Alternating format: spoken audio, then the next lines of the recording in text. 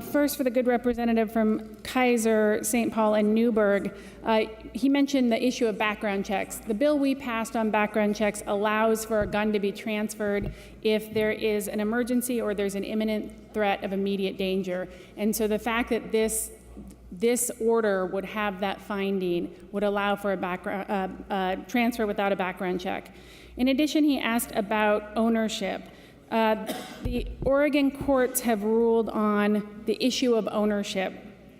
So what they have said is that ownership can be, there are many parts of owning something. The major part is property ownership, and then there's the right to possess or control the property. And under this bill, the possessory right is relinquished, but your ownership right is not. So you have the right to have custody of something, own it, possess it.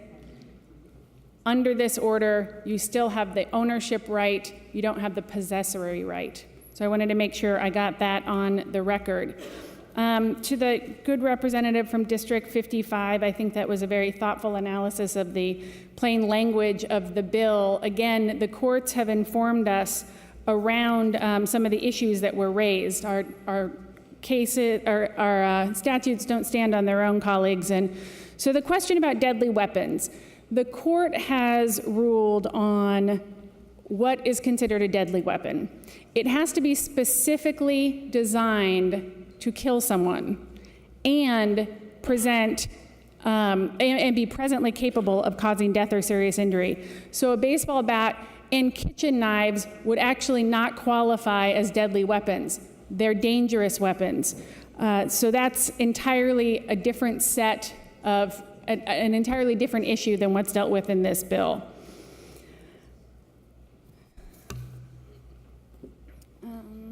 I also want to talk about the idea of a search.